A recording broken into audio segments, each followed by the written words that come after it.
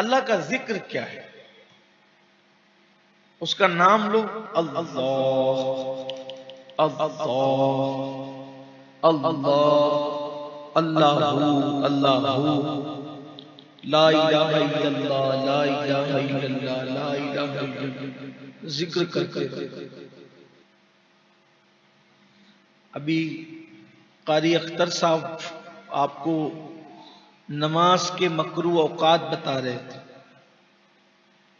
کہ طلوع کے وقت، غروب کے وقت، اور جب سورج سر پر ہوتا ہے، جسے عوام اپنی دانست میں زوال کہتی ہے، حالانکہ وہ انہوں نے بتایا کہ زوال نہیں ہے، زوال کے وقت تو نماز منع نہیں، بلکہ زوال کا وقت تو نماز کو جائز کرنے کا اور شروع کرنے کا وقت ہوتا ہے نا، اس کو شرعی نصف النہار کہتے ہیں،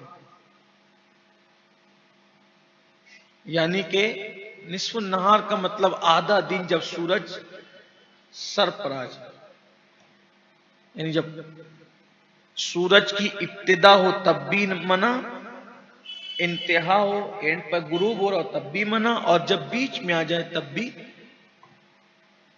اسی طرح یعنی نماز بھی ایک موقع آتا ہے کہ منع ہو جاتی کہیں، ٹھیک ہے، نہیں پڑھ سکتے آپ طلوع کے وقت، غروب کے وقت، اور روزہ بھی کبھی منع ہوتا ہے، عید کے دن نہیں رکھ سکتے، اور پھر ادھر بقرعید کے 4 دن نہیں رکھ سکتے، ٹھیک۔ حج کی تو اجازت ہی مخصوص ایام میں، اس کے علاوہ حج نہیں ہو سکتا، کوئی کرے تو نہیں ہوگا حج، یعنی کسی چیز کا کوئی نہ کوئی وقت مقرر ہے، پھر تعداد بھی مقرر ہے، اپنی مرضی سے نہیں کر سکتے۔ لیکن اللہ کے ذکر کی شان یہ ہے کہ اللہ کا ذکر کبھی منع نہیں، اور اس کی کوئی تعداد بھی نہیں ہے، بلکہ کیا فرمایا؟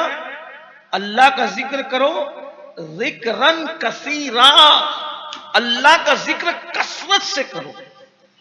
اور پھر اللہ کا ذکر کیا ہے؟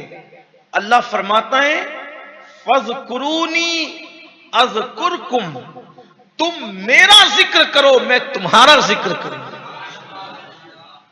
بعض مفسرین نے کہا کہ تم میرا ذکر کرو میں تمہارے چرچے کروں گا۔ اس ضمن میں حدیث پاک آئیے، میرے آقا علیہ السلام حدیث قدسی بیان فرماتے ہوئے کہتے ہیں کہ اللہ فرماتا ہے جب تم میرا ذکر محفلوں میں کرتے ہو تو میں تمہارا ذکر فرشتوں کی محفل میں کروں، اور جب تم میرا ذکر اکیلے میں کرتے ہو تو پھر میں تمہارا ذکر شان تنہائی کے ساتھ کرتا ہوں۔ تم مجھے جیسے یاد کرتے ہو میں تمہیں ویسے یاد کرتا ہوں۔ اللہ کا ذکر یہ کرتے رہو، اللہ کا ذکر۔ تو فرمایا کہ وَذَكَرَ اسْمَ رَبِّهِ، اور جنہوں نے اللہ کا ذکر کیا اپنے رب کا ذکر کیا، فَصَلَّى، اور انہوں نے نماز قائم کی، نماز پڑھی انہیں، وہ نمازی ہو گئے۔ پہلی چیز گناہ سے پاک ہوئے، دوسری چیز اللہ کا ذکر کی۔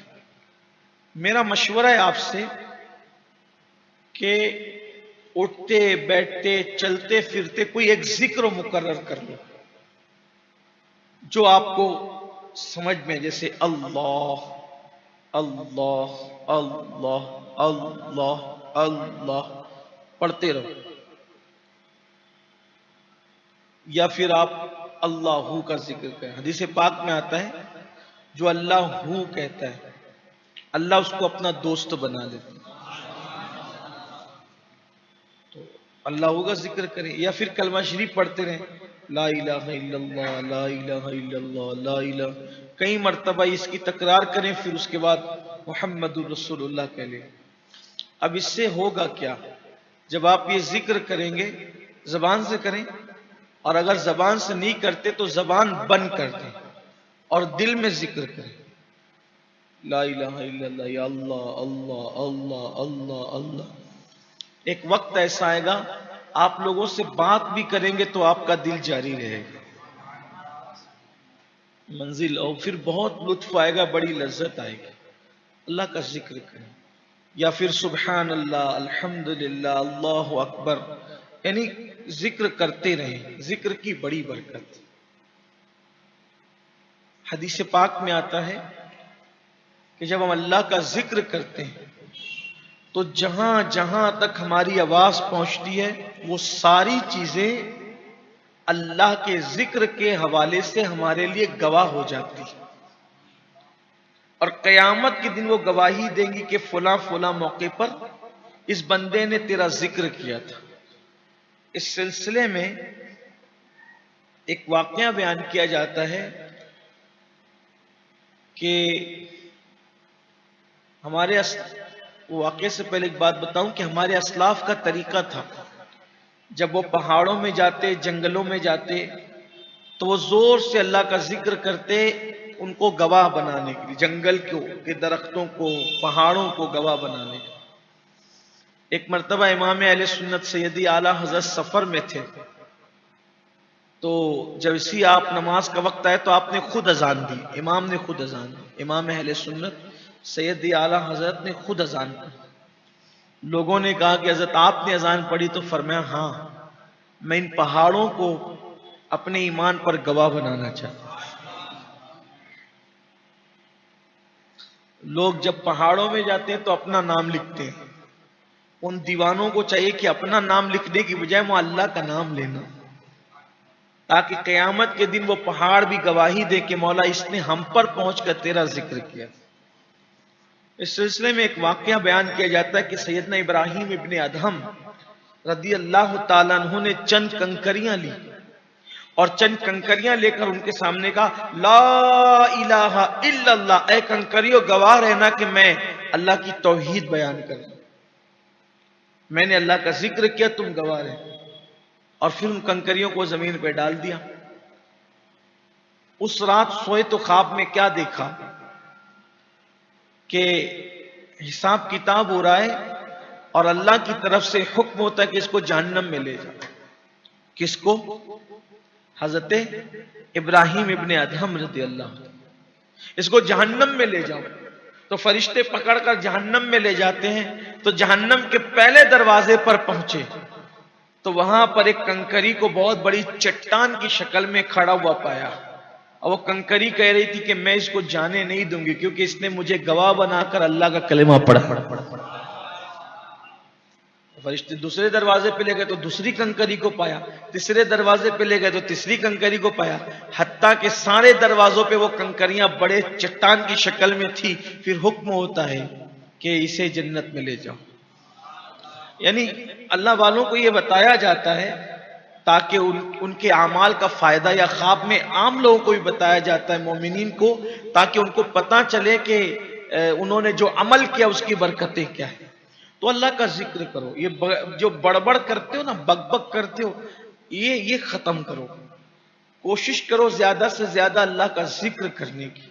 اور بہت مختصر مدت لے کر کے ہم آئے ہیں اس دنیا میں، اس لیے کوشش کرو. اور پھر میں لوگوں سے کہتا ہوں، پہلے ہی میں نے کہا کہ کلمہ طیبہ سے بڑھ کر اللہ کا کوئی ذکر نہیں.